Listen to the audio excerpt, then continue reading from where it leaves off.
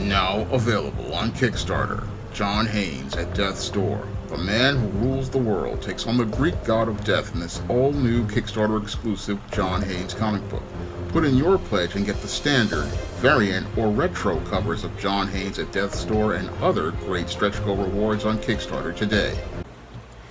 A 17-year-old girl was found dead inside of a break room of a Walgreens store in Colorado Springs. Now, 17-year-old Wiley Whitlaw allegedly had expressed concerns about a 28-year-old co-worker, Joshua Taylor Johnson, who had previously made advances towards her. And in the aftermath of your Riley Whitlaw being found dead inside of the Walgreens break room, your Joshua Taylor Johnson was arrested and charged with her murder. Now, the police are seeing this as an isolated incident, but when I take a critical examination of this whole incident, which led to the death of 17-year-old Wiley Whitlaw, it fits right in line with the pattern and profile for beta males that I talk about in my book, The Man Crisis. And after reading about Joshua Taylor Johnson's alleged actions, they definitely fit within the pattern and profile for beta males that I talk about in my book, The Man Crisis. And it's clear to me that your Joshua Taylor Johnson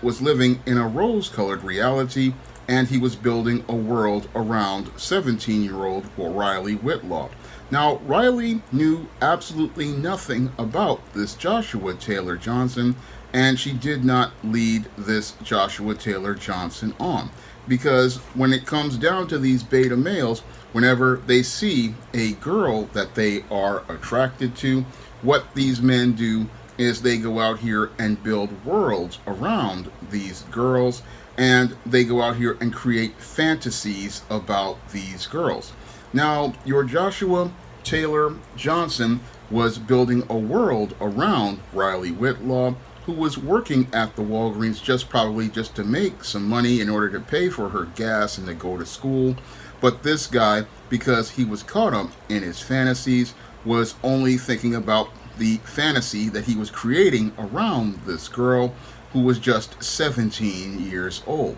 Now, your Riley Whitlaw expressed concerns because Joshua Taylor Johnson, a man who is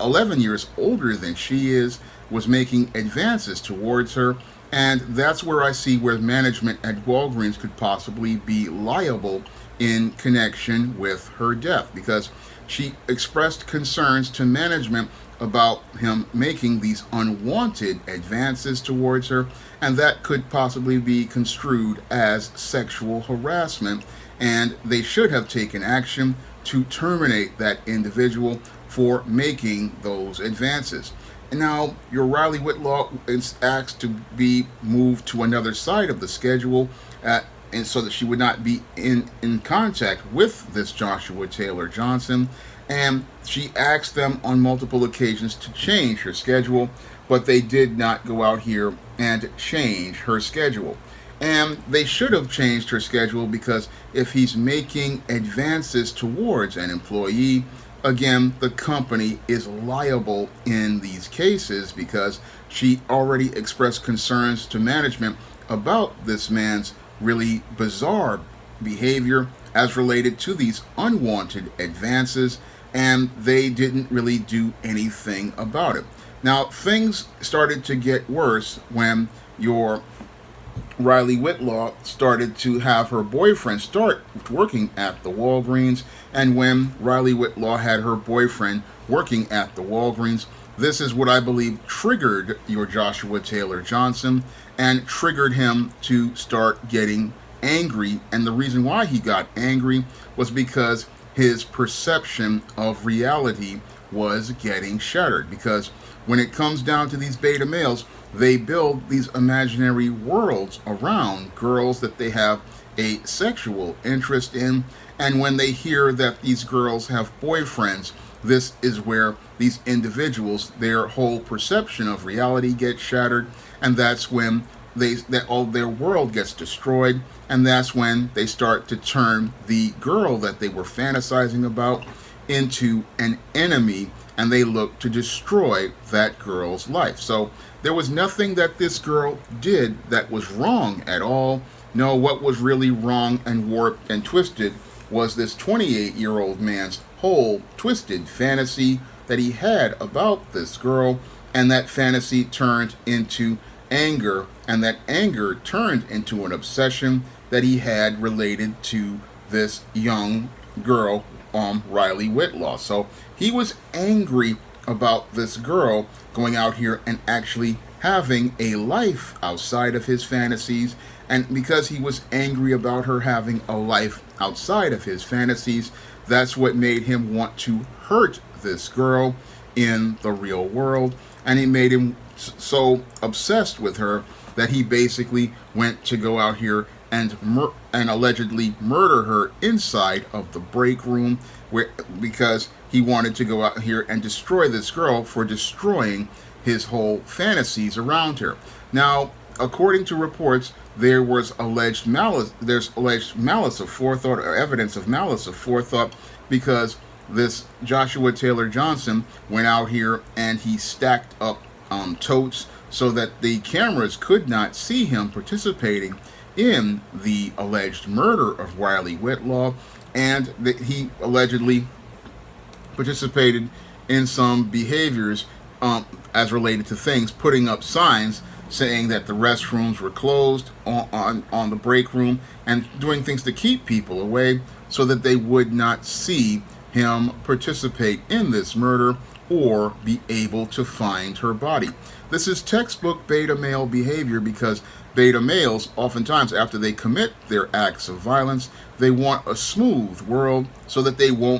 people won't see the carnage that they've participated in. So what many beta males will do is they will plan meticulously to take a person's life for shattering their fantasies, and then what they will do is they will try to hide the evidence so that people won't see that it was them. So that's what your Joshua Taylor Johnson was doing. He was looking to cover up the evidence, and he was looking to try to hide the evidence to prevent people from seeing the evil act that he did. Now, again, this is textbook beta male behavior, because when your beta male gets his world completely shattered, when he gets his perception of reality completely shattered, he wants to go out here and destroy the lives of those who shattered his reality. He believes that he is justified in taking somebody's life, all because people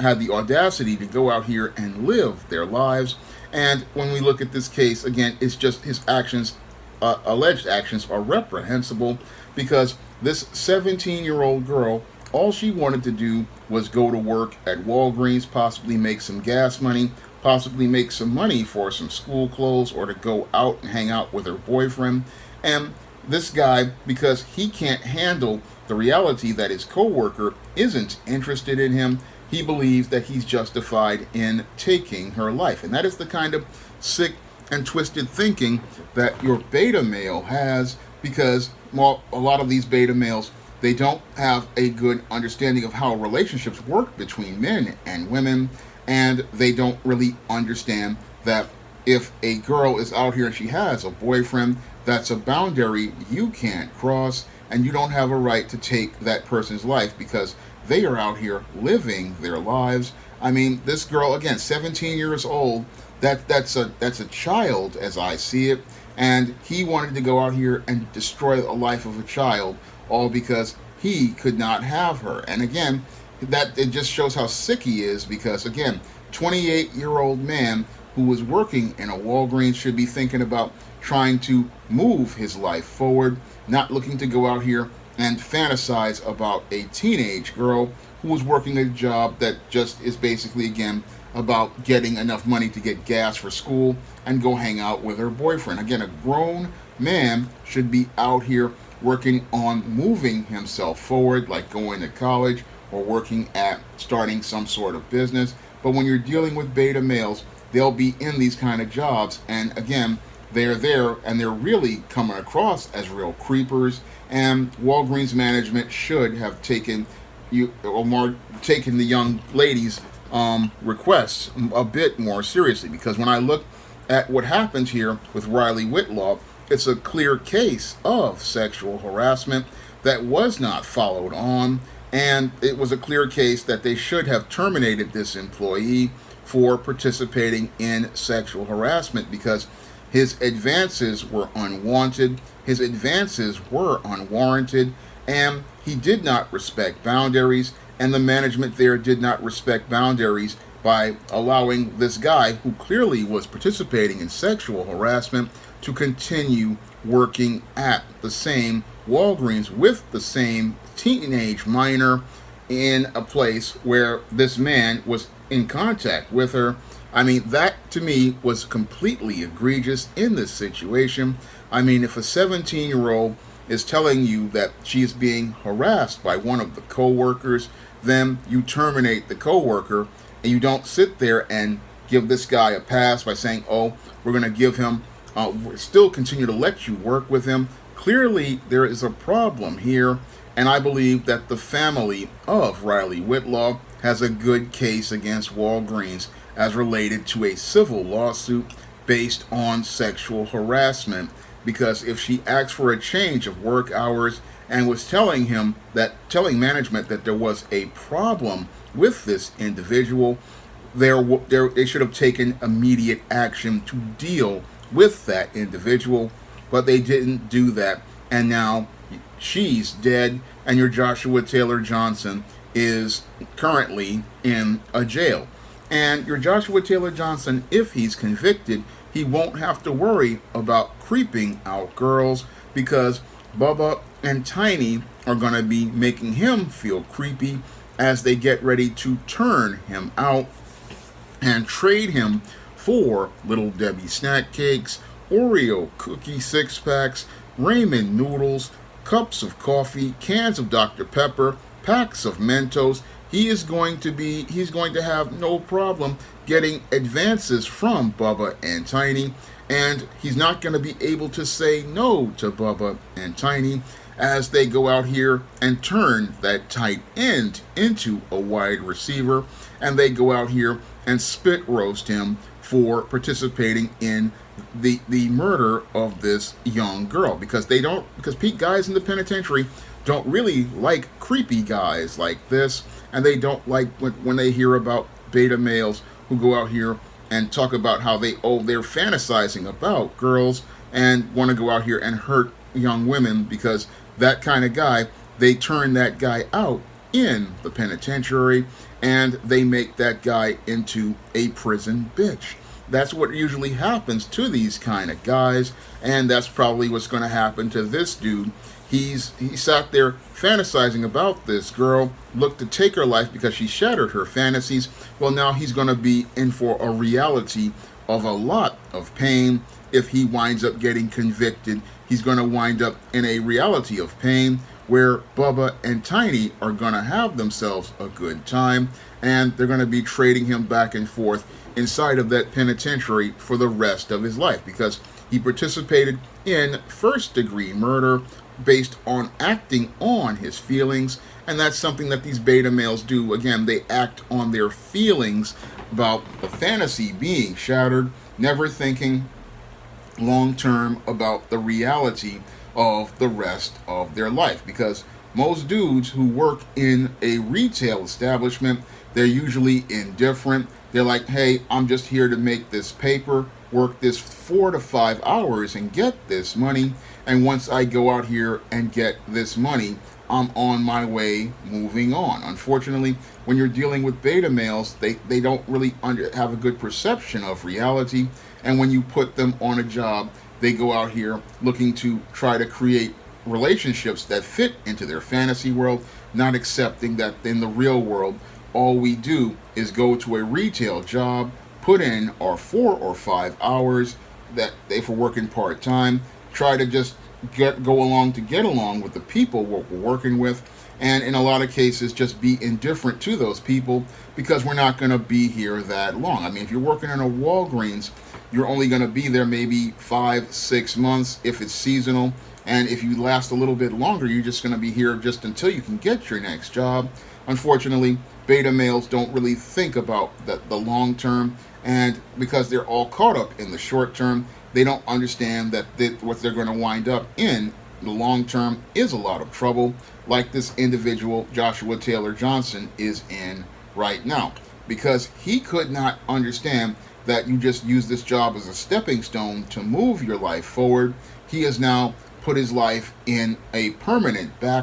being permanently backwards, because now instead of him being able to go on and move to the next job, he's on his way from moving to the job, to the jail, to the penitentiary, and it's not going to be a good anything for him because he's going to be in prison for the rest of his life. But this is what happens when you have beta males and people don't take them seriously. These males become men in crisis, and these men who are in crisis, what they do is participate in extremes as related to the spectrum of violent behaviors, and this one's wound up participating in the murder of a 17-year-old girl, all because he was caught up in his fantasies and having his fantasy shattered. He was upset because she had the audacity to have a life outside of that job. She had the audacity to have a boyfriend. And again, it just shows you how warped and twisted many of these beta males are, and why many of these beta males are a clear and present danger.